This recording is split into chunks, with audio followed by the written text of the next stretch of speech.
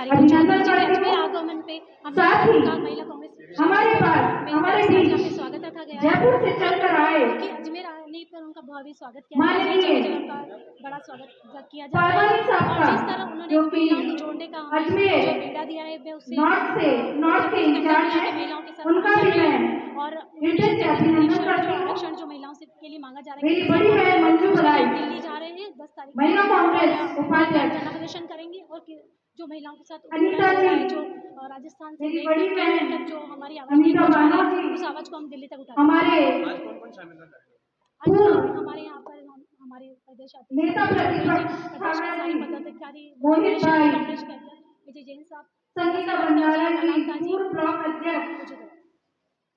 पहले तो अजमेर की इस गंगा जमनी तहजीब वाले धरती को मैं प्रणाम करती हूँ और मेरी सारी बहनों को, हितेश्वरी जी को बहुत बहुत धन्यवाद देती हूँ कि मेरे प्रदेश अध्यक्ष नियुक्त होने के बाद में उन्होंने सबसे पहली बार यहाँ मुझे बुलाया और मेरा सम्मान किया। उसके लिए हितेश्वरी जी का और तमाम मेरी जो बहनें, मंजू बलाई जी हमारी जो पूर्व उपाध्यक्ष रही हैं महिला कांग्रेस में, उनका और सबका मैं बहुत बहुत धन्यवाद करती हूं कि उन्होंने मुझे ये मौका दिया है।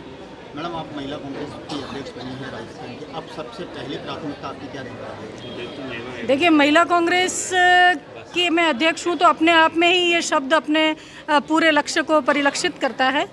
महिला कांग्रेस अध्यक्ष होने के नाते मेरी 2-3 जिम्मेदारियाँ हैं।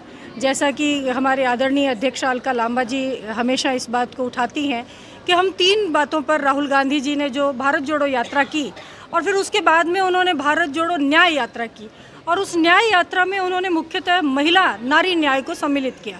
तो नारी न्याय की जो बात है उसको हम आगे तक लेकर जाएंगे, जिसमें मुख्यतः 3 हम बातों की 3 जो उद्देश्य हैं उनको पूरा करने की कोशिश करेंगे। उसमें एक आता है राजनीतिक न्याय, दूसरा आता है आर्थिक और तीसरा आता है सामाजिक न्याय। तो सबसे पहले जो हमारी लड़ाई है वो राजनीतिक न्याय को लेकर के है। जो पिछले लंबे समय से कांग्रेस पार्टी जिस 33% आरक्षण की मांग को उठाती आई है और ये जो अब गठबंधन की सरकार, बैसाखी की सरकार है, वो झूठ बोल करके और भ्रमित करने के लिए सिर्फ इसको एक कमेटी में उन्होंने डाल दिया है कि जब तक जनगणना नहीं होगी हम इसको लागू नहीं कर सकते हैं।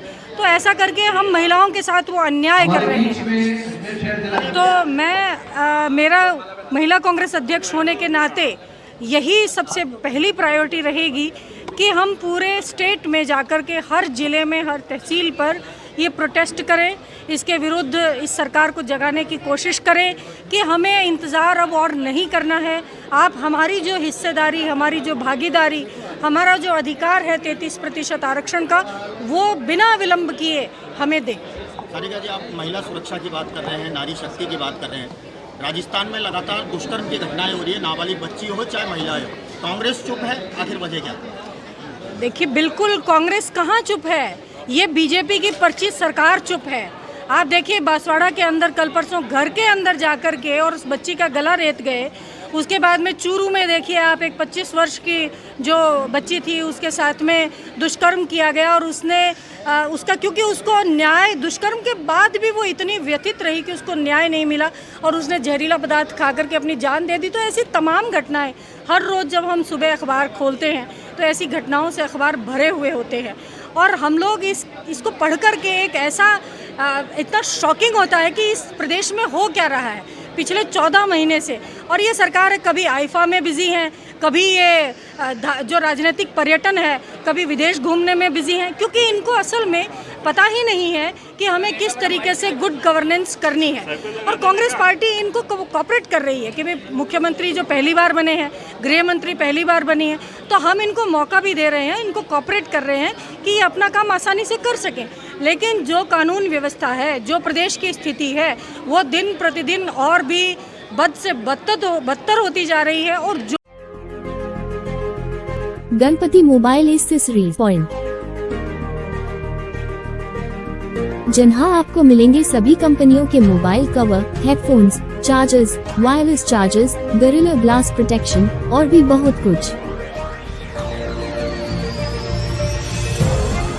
तो देर किस बात की, अभी चले आए गणपति एक्सेसरीज पॉइंट। केसरगंज गोल चक्कर के पास, पड़ाव, अजमेर।